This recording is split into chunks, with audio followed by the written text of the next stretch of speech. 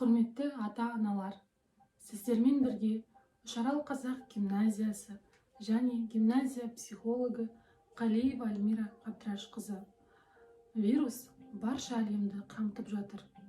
Өзімен бірге үрей мен мазасыздықты өршітуде. Мемлекетіміздегі төтенше жағдайға байланысты жан-жақтан отбасымызды және өзімізді қалай қорғанудың тәсілдері туралы көптеген ақпараттар келіп түсіп жатыр. Бүгінде бәріміз коронавирустың жаһандық пандемияға ұласқанына куә болып отырмыз. Осы жағдайда еліміздегі ең нәзік, өзін толық қорғай алмайтын адамдарымыз ол балалар мен жасөспірімдерді психологиялық қалпы, жай-күйі сіздердің жауапкершіліктеріңізде. Пандемиямен қатар келген үрей мен мазасыздық өз алдына балалар мен жасөспірімдердің психологиялық дамуына кері әсерін тигізбеу үшін стресстік жағдайдың алдын алуымыз қажет. Үкіметтің шешімімен елімізде 16 наурыздан бастап 5 сәуірге дейін оқушыларға демалыс уақыты жарияланды. Ал 6 сәуірден бастап қашықтықтан оқыту режимі басталады. Осы орайда, қымбатты ата-аналар, сіздерді төтенше жағдай кезеңінде өзін-өзі сауатты ұстауға шақырамыз. Бұл уақытта басқалар өздерінің және жақындарының жеке жүйесін түрлі қорқынышты ақпараттарды жіберу арқылы бұзып жатса, сіз өзіңіздің отбасыңыз бен балаңызды ойлаңыз. Сонымен ата-аналарға бірнеше маңызды кеңестерді ұсынамыз. Номер 1 кеңес. Балалар ата-анасының эмоционалдық көңіл-күйіне аса сезімталдықпен қарайды және оған шын ниетімен жауап қайтарады.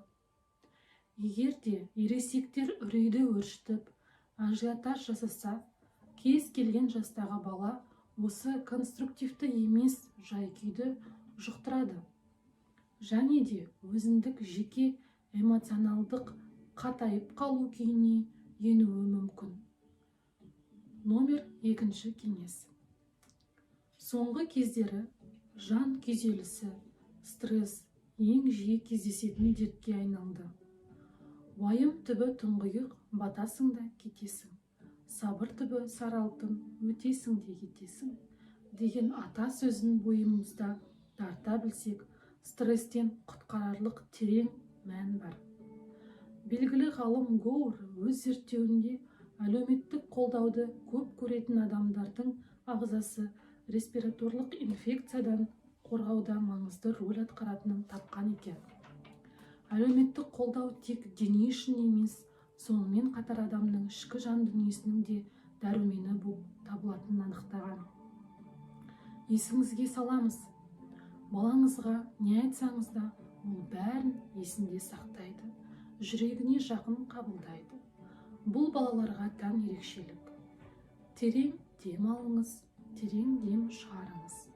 Сосын жайлап сабырлы түрде балаңызға өзіңіздің де алаңдаушылық сезімде жүргеніңізді айтыңыз.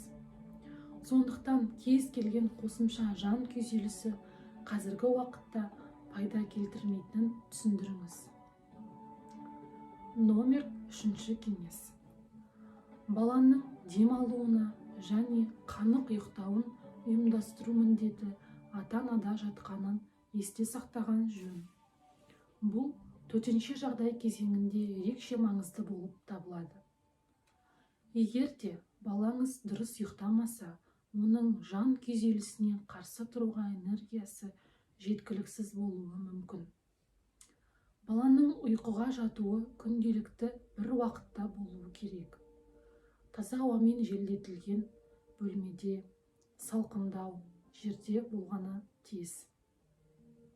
Осы қағидалар баланың демалу уақытына да қатысты. Өзіне жағымды көңіл-күй тудыратын іс-әрекетпен шұғылданғаны абзал. Карантин жағдайы біздерге балаларымызбен көбірек уақыт өткізуге мүмкіндік береді. Және демалыс кезінде біз бірге үстел ойындарын, бірігіп фильмдер көруге, оларға бірігіп комментарий айтуға, сол арқылы балаңыздың ойын білуге мүмкіндік зор.